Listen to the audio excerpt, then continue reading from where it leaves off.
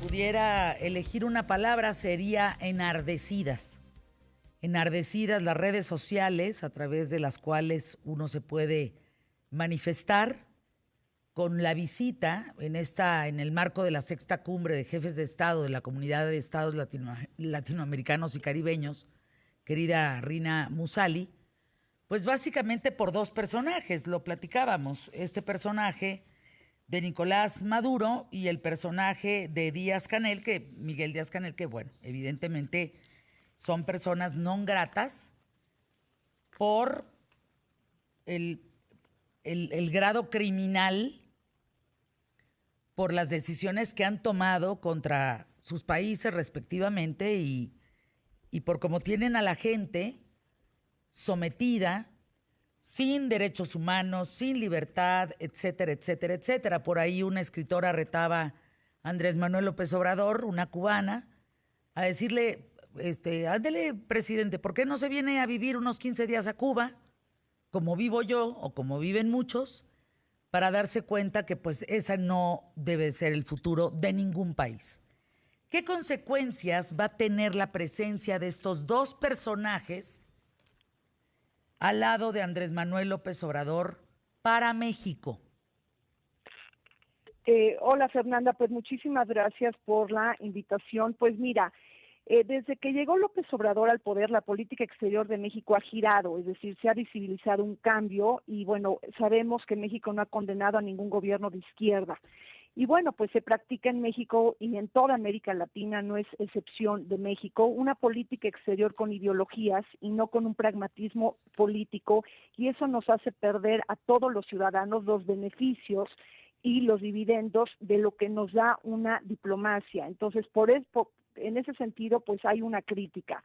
Ahora, yo te diría que sí, que fue una nota periodística importante, un ángulo mediático, el hecho de que Miguel Díaz-Canel, el presidente de Cuba, haya estado en México participando en los festejos patrios en el marco del Bicentenario y haya estado en la sexta cumbre de la CELAC, al igual que Nicolás Maduro, que estuvo el sábado presente en la Ciudad de México y en Palacio Nacional.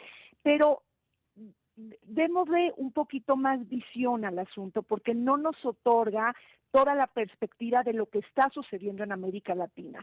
Desde mi punto de vista, escuché el análisis de Malca y me pareció muy importante porque se centró en la parte de la lucha y la discrepancia entre la democracia liberal y la democracia iliberal o plebiscitaria, pero me parece que la cumbre sí fue positiva y sí fue importante porque se alcanzaron acuerdos sobre una camada de diferencias y de discrepancias políticas. Estaba prevista, por ejemplo, la llegada de 17 mandatarios de la región y de última hora el presidente de Argentina, Alberto Fernández, canceló. Y eso desangeló la cumbre y eso le hizo perder vitalidad. Y Alberto Fernández canceló porque se celebraron elecciones el 12 de septiembre, las primarias abiertas en Argentina, para definir candidaturas de las elecciones legislativas de noviembre de este año. Ahora, Alberto Fernández tuvo una semana muy complicada porque tuvo la derrota de su partido en las primarias. Prácticamente perdió 17 de las 24 provincias de Argentina y entonces se presentó la renuncia de varios de sus secretarios y hubo cambios en el gabinete. Entonces cancela de última hora y fue realmente muy lamentable porque Argentina va a asumir la presidencia pro tempore de los trabajos de la CELAC en el 2022. Y yo hablaría de manera muy importante de la ausencia de Brasil, Fernanda, porque Jair Bolsonaro no estuvo presente, porque Brasil abandonó la CELAC en 2020, justo cuando México tomaba la presidencia pro tempore, y lo hizo señalando que no quería sentarse en la mesa con Cuba y Venezuela por ser dictaduras. Pero imagínate, el país más grande, más poblado, la primera economía de América Latina y quien porta una agenda geopolítico mucho más ambiciosa que México, pues no está participando en la CELAC y esto es una fractura muy seria para el bloque latinoamericano y bueno, pues algo que difícil para también la presidencia mexicana pro tempore, que la primera economía de América Latina no esté participando y que México, que es la segunda, lidere su presidencia. Entonces, vimos una cumbre sin ese músculo político necesario para profundizar en una mayor concertación política, porque si no acude los mandatarios o los jefes de Estado de Brasil, de Argentina, de Chile, de Colombia, de Panamá y de otros países, pues suman casi el 60% de la población de la región y también gran parte del PIB regional.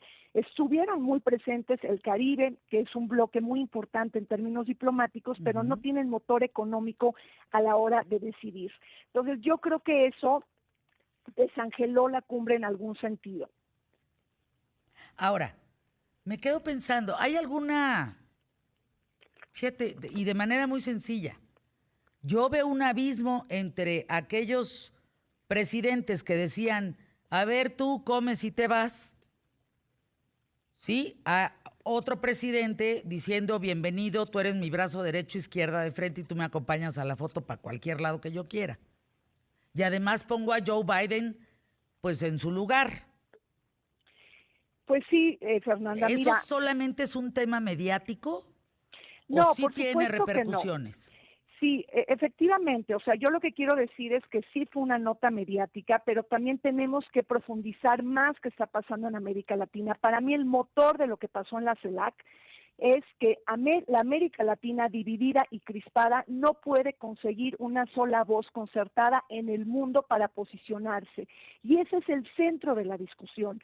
¿Qué quiero decir con esto? Que no tenemos una sola voz ante el mundo, estamos caminando divididos, crispados y polarizados porque no nos entendemos, hay una discrepancia entre las democracias liberales e iliberales que se están dando en la región. Por ejemplo, Cuba y Venezuela, de alguna manera, pues hay críticas a su forma de gobernanza política porque ya lo hemos comentado, utilizan las elecciones para llegar al poder, pero muchas veces en el poder, pues utilizan la vía electoral para demeritar el quehacer democrático, para vulnerar la separación de poderes, para vulnerar los derechos civiles y el Estado de Derecho y buscan ignorar los límites constitucionales. Es lo que se habla de una democracia iliberal, estos regímenes autoritarios. Sin embargo, la CELAC incluye a estos países. La CELAC es una reunión que incluye a 33 países de América Latina y del Caribe sin la participación de Estados Unidos y Canadá, y no los puedes desairar y no los puedes dejar de invitar porque eso es la CELAC.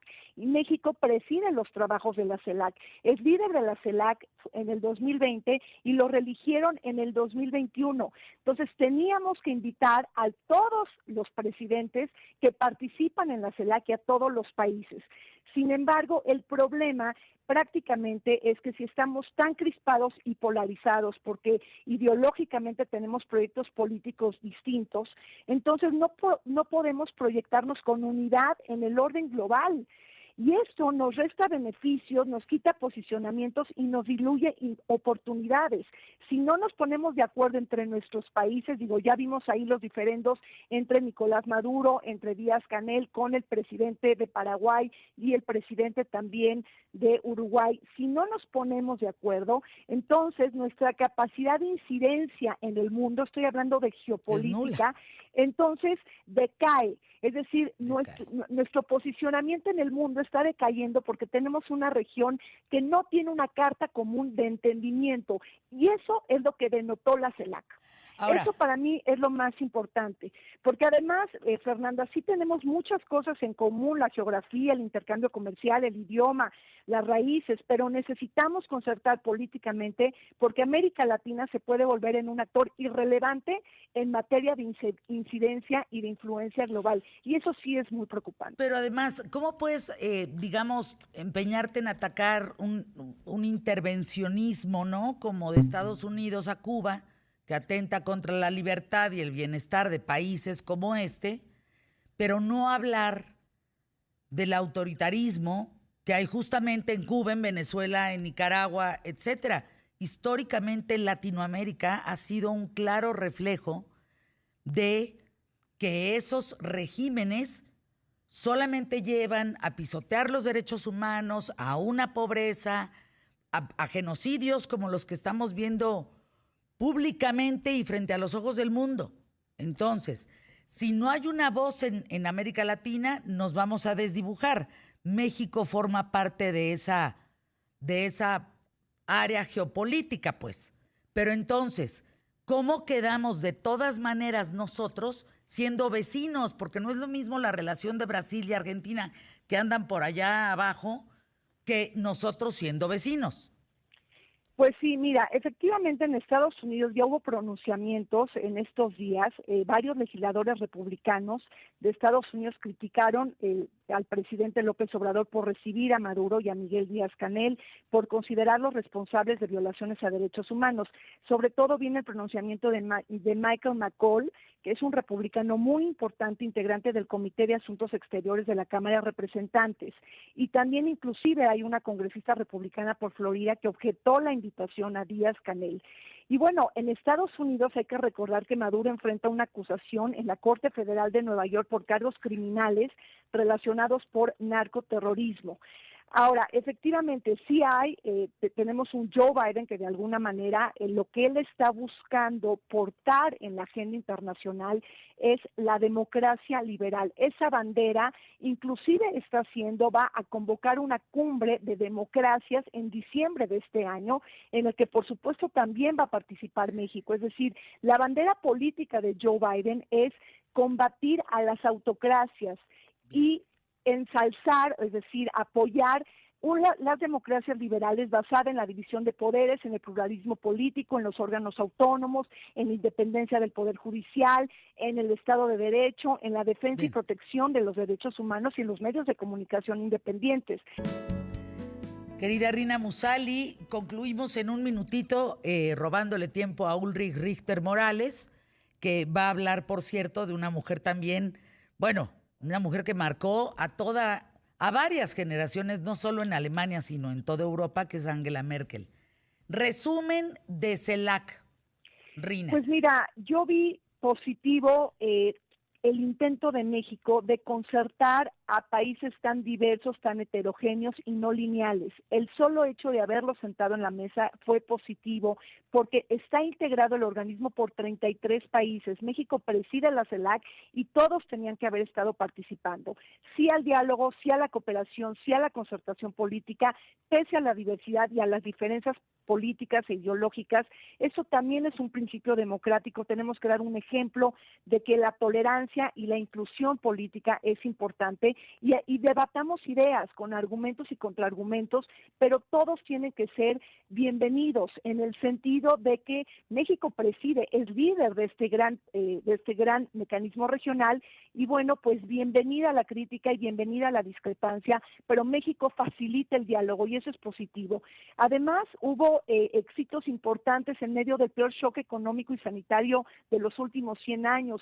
Tuvimos un plan de autosuficiencia sanitaria, se va a nombrar un SAR sanitario regional, se busca crear una sola agencia sanitaria reguladora en América Latina, tenemos la creación de la Agencia Latinoamericana y Caribeña del Espacio, es decir, hay algunas cosas importantes, se trató de concertar una posición común para la COP26 que va a tener lugar en noviembre en Escocia, se le va a pedir al Fondo Monetario Internacional una posición conjunta para reducir el peso de la deuda.